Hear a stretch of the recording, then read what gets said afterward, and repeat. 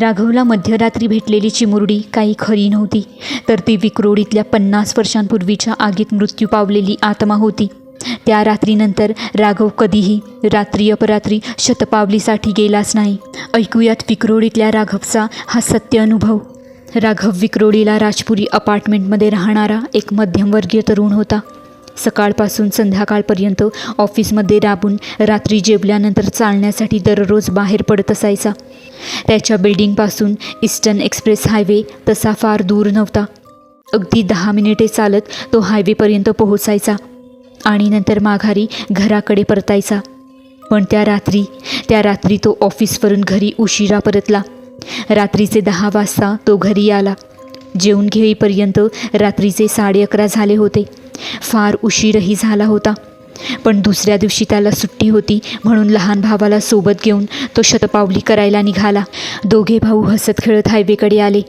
गप्पा गोष्टी सुरूच होत्या. हायवेवर गाड्या सुसाट धावत होत्या. आकाशात चंद्र नव्हता, कारण पितृ अमावस्येची ती मध्यरात्र होती. ईस्टर्न एक्सप्रेस हायवेच्या किनारी चालत असताना राघवला मागून एक आवाज आला. काका, मला माझ्या बिल्डिंगपर्यंत सोडा ना, मला भीती वाटते. एक चिमुरडी सतत त्याला सांगत होती. राघव विचारात पडला. मध्यरात्रीचे 12 वाजत आले आहेत. इतक्या रात्री ही 10-12 वर्षांची चिमुरडी इतक्या मोठ्या हायवेच्या शेजारी काय करते? हिचे आईवडील इतके कसे बेफिकीर? राघव त्या मुलीच्या जवळ गेला. तिच्यासमोर गुडघ्यावर बसला.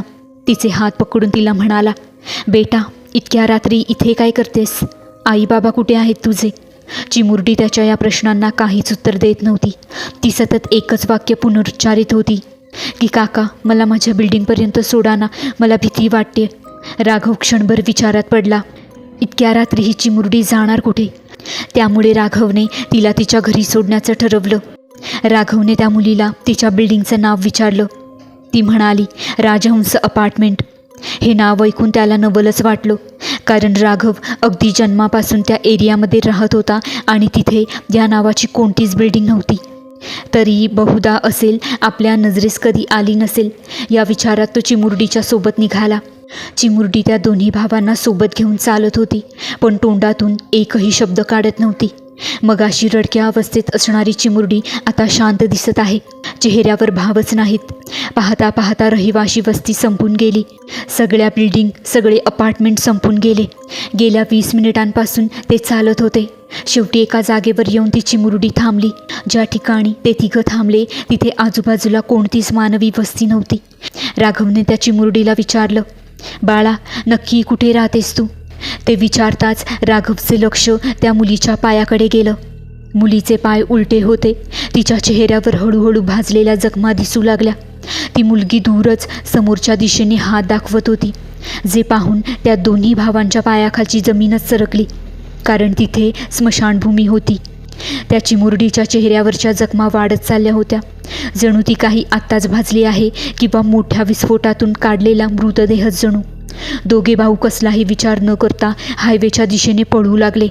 धावता धावता ते त्याच ठिकाणी येऊन पोहोचले जिथे आधी ती चिमुरडी त्यांना भेटली होती. पण त्यांनी सुखाचा श्वास सोडला होता.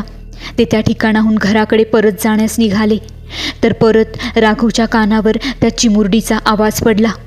काका, मला माझ्या बिल्डिंगपर्यंत सोडा ना, मला भीती वाटते. राघव आणि त्याचा भाऊ मागे वळून बिलकुल न बघता घराच्या दिशेने सुसाट धावत सुटले. घरी जाऊन आईला घडलेला सगळा प्रकार सांगितला, पण त्या चिमुरडीने सांगितलेल्या बिल्डिंगचं नाव ऐकून आईच्या पायाखालची जमीनच सरकली.